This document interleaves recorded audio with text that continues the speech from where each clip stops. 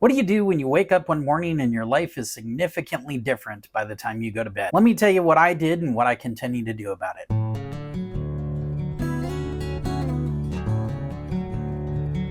For those that don't know me, my granddaughter calls me Opa. And I've spent the last 50 years on this spinning rock. In those 50 years, I've been married for over 27 of them, and I've raised 4 children. Let's get into the discussion. This video is going to be a slightly different format than a few of my others. Some of what you're about to see I recorded nearly a year ago almost today. Not some of my best video, but at the time it was filmed, it was in the raw of the moment, right after I'd been laid off from a job that I'd worked for nearly 10 years. It's a little bittersweet to go back and revisit that moment, but in our current environment with people getting laid off left and right, this seems like it might help some folks. So after the clip, we'll talk about some things that we can do about our situation and some lessons that I've learned in the last year in my own personal life.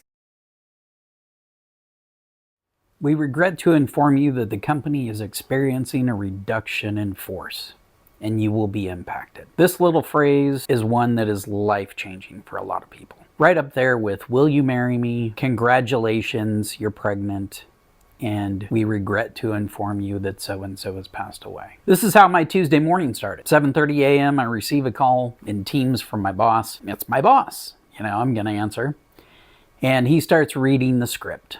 We regret to inform. You're not really catching everything that's coming across, but you start to get the general gist. And then later on, that phrase sticks in your head for a long time. Now, for some of you, you didn't have the courtesy of a call from your boss. Some of you were called into an office. Have a seat. For some of you, you received an email. For the unfortunate few, hopefully it was only a few, they received a text message. But it all ends up the same. You now have 1,000 things going through your mind. For some people, they start crying. They break down. Some people, they get angry. They start throwing stuff around. Other people, they're looking for the pyrotechnics. I'm gonna burn this place to the ground. For some people, they head straight to the bar. Which is a little odd if you're you get laid off in the morning, I guess.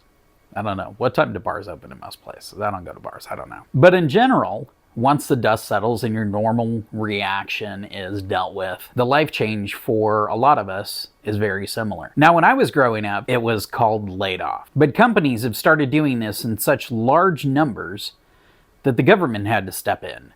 And they created guidelines for things like reductions in force. Because a company used to lay off a handful of people and they would find ways to mitigate and keep other people.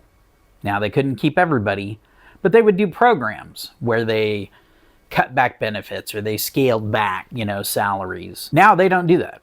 They take the easy way out. They do a reduction in force. And they lay off 30 or 100 or 200 or 500 or 2,500 people. Well, that has a huge impact to everything around you. Not only the economy, but to the job market. This is the second reduction in force that my company has experienced in the last 3 years. The first one was 50 people. Now, for a company with less than 200 people, that's a chunk of your staff. This one is probably closer to 30. Still, for a small company, that's kind of a big deal. Now, after surviving the first reduction in force and being swept up in the second one, I'm not entirely sure which side of it I would rather be on. So on that closing note of deciding which side I would rather be on, it's still a little bit hard to say, but in looking back, I can say that in the 10 years of working with that company, I'd gotten complacent. I got comfortable. So would I have liked to have kept my job? I don't know. But honestly, I think being on the other side of the layoff is a better place to be. So let's recap a little bit. The first layoff the company did was during the pandemic, and that was 50 people. Then last January, 30 people, including me. And finally, in April, another 30 to 40 people. That's 120 people's lives affected by the decisions of this one company. So here's a brief timeline of what I did. As soon as I was laid off, I bought a mic and I bought a few lights. Less than a week later, I started thinking about my YouTube channel. I started writing out some ideas and some rough drafts of videos. I even recorded what you just saw. On February 2nd, I spent around $1,000 on a creator program and I started working through it. By February 15th, I still hadn't completed or posted anything. And by February 16th, I'd started to dust off my resume. It took me just over 3 weeks to kill my YouTube dream with my own self-doubt. After sending out several resumes and applications, wasting time on some ride-along interview with some company, I accepted a position with a different company. In accepting that new position for nearly $20,000 less than I was making, I told myself that I was bored. But if I'm being completely honest, I was scared. I didn't have a great reason to be scared. My wife was making decent money, and I had unemployment up and running and had enough in a little severance package to combine with unemployment and to live comfortably for the next 5 to 6 months, even before tapping into my 401k. Truthfully, I'm the type of guy that draws a fair amount of my self-image from being gainfully employed, and I couldn't sell myself on the idea of YouTube being my full-time job. Now, I know what you may be asking yourself. If you couldn't do YouTube, what am I watching? Well, I guess I could say that I spent the last year of my life giving myself a little bit of a pep talk. I consumed a large amount of creator content, and I decided to take the plunge.